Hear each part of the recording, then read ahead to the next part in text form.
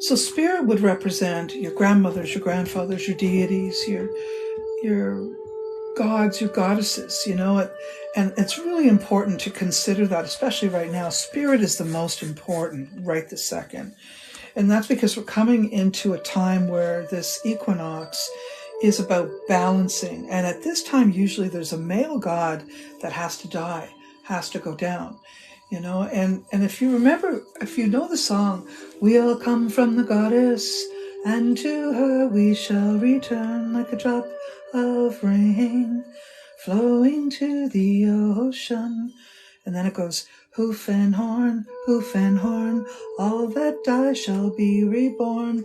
Fine and grain, all that's cut shall rise again. We all come from the goddess, and to her we shall return. Do you know that song? Because this is the time to sing it. This is the time to acknowledge it, because we're cutting down all of the herbs that we need. We're cutting all the last of the harvest, bringing everything in. Oh, there'll be one more harvest with pumpkins and stuff, but some of the last of the things are coming into the house now and being prepared into preserves and those types of things, and pies and all kinds of wonderful, yummy things that we'll eat through the winter long. Those are the kinds of foods you're supposed to be eating all winter long as well. This is the time for us to finish up that food, eating the yellows, the greens, the reds, and the oranges. That's really important to eat these kinds of foods, these colors of foods right now. But it's also important to get all your herbs and cut all of that and prepare it all, so you have all your medicines for the winter long as well, your teas, those kinds of things, right? So spirit is in there. So the spirit of the herb is being cut. It is no longer connected to the earth.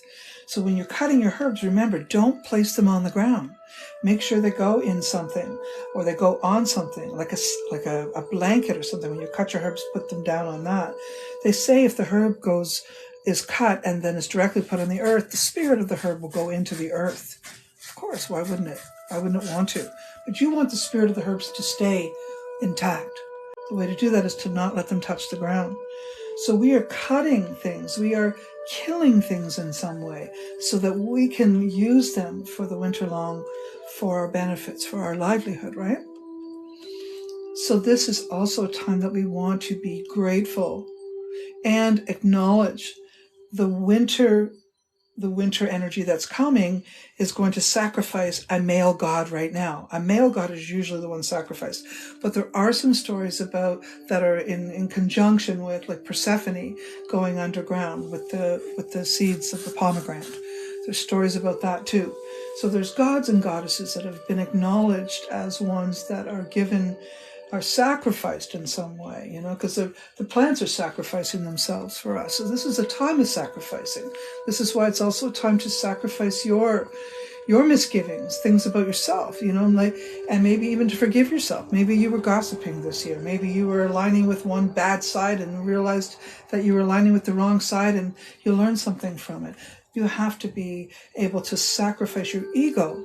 So it's sort of a teaching about energetically sacrificing your ego, because through the experiences you learn things, you relearn things, you upgraded, you acknowledge that you were weaker, and now that you're more knowledgeable, you have kind of upgraded yourself, right?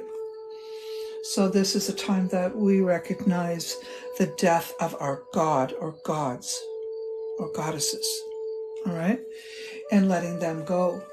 This is also why, as we're coming into what's called Samhain, into Halloween, we are beginning the connection to our spiritual ascendants and aligning with their old teachings. And then at Halloween or Samhain, we feast them, we honor them, we're grateful for them.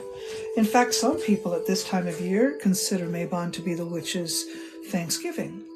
And in that piece, in that way, in this month, this is why I think, we're also celebrating Thanksgiving, or some of us are not, because Thanksgiving was really a colonial takeover of native land.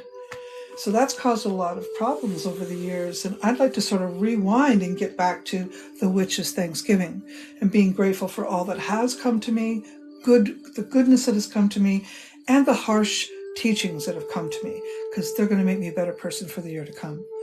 And so November 1st, we often see that as our new year, right? So right now it's sort of like the 6 weeks before that. This is the lull before we get to that time where the full death has come. But in this moment, we are acknowledging the death of all the things we're cutting, we're taking from the harvest, all the things that we're drying, our herbs that are drying, and the gods and goddesses that have lended their help in creating the abundance that we have been bestowed upon. Okay? So that's what Mabon's about. The witch's Thanksgiving. Mabon, the fall equinox. So be thankful, be grateful for all the good that has come your way. Be grateful for all the difficult times too, because they helped you build the character that you carry. They'll help you build a strong you, so that when difficult things do come to you, they won't be so difficult, right?